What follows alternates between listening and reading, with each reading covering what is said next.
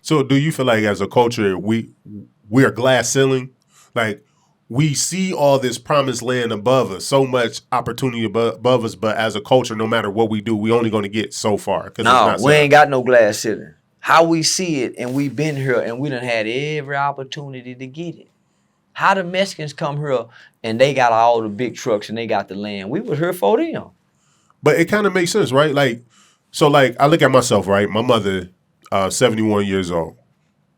She never went to an integrated high school. So I'm 37, and I'm only one generation from Jim Crow. Yeah, they had land though. Grandmama and mama and them had land. Facts. We forfeited the land. Got you. Yeah, see, we didn't pay the taxes, and we didn't want to stay in the country. We didn't want to stay in the rural areas. So we had land. Yeah. All this land here used to be niggas. Right. We used to have tractors. We used to have cows. We used to have chickens. We used to have everything the Mexicans got. Cause I seen somebody brought the analogy at one time that when you look at Mexicans or Hispanics or Cubans, you can even say Haitians or Jamaicans and Africans, every other ethnicity that came here on their own, a few was able to come here, get established, bring the rest, they move in together, they build their own communities because it was by choice that they came here. But as you say, the nigga nation was snatched and robbed and brought here. And then, you enslaved 400 years, white people were able to get free labor. So, of course, they're going to be ahead. And then once they say, okay, we quote unquote free, you free with no assets. So you really building up from complete zero in 3 generations. But check this out. You have to go back to the Reconstruction era. Before when they was building the railroads in America. Okay. Black people thrive more than anybody. 1900s, 1910s, 1920s, black people, the black was vibrant. They had suits. They built Black Wall Street. They had Rosewood in Florida. Yeah. We had Jones Street, 9th Street, downtown Fort Worth. So many black places. Detroit, black people was vibrant. Right? Mm-hmm. During the right after the Reconstruction era. Start thinking about,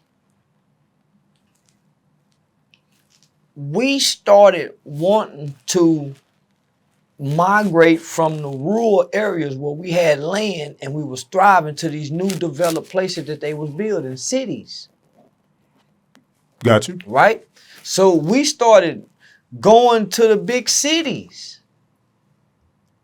getting away from our roots where we was from. So our family members started following us, whoever went to the military, right?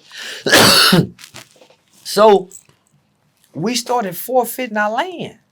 We stopped wanting to wear coveralls, driving a tractor. We start conking our hair. Remember, we started conking our hair. We started wearing zoot suits. The jazz era. We stopped wanting to be country boys.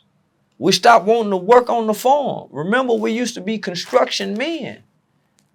We start wanting to be fly guys.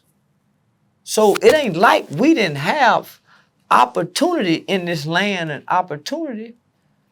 We start wanting color televisions. We start wanting Cadillacs. Mm-hmm. We stopped wanting chickens. Then Dr. King come along. Right? Right. Dr. King say, at first they started out saying, we got our own neighborhood. We got our own stores. We want equal protection.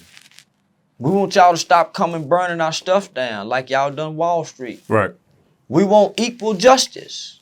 Equal protection, equal rights, and equal justice under the law is what the right started out becoming. They went and found a dynamic preacher who could speak real good, and they changed the narrative to integration, segregation, desegregation. Let's go join them, Dr. King said. That's when we lost. Let's go join them. Let's go eat at their restaurants. Let's ride they bus. Let's go to they schools. That's what we started fighting for. So when they said, okay, y'all can eat at our restaurants, we go take the signs down. Oh, yay. We stopped eating at Mud Hill, John, and started going over there across the railroad track eating it there.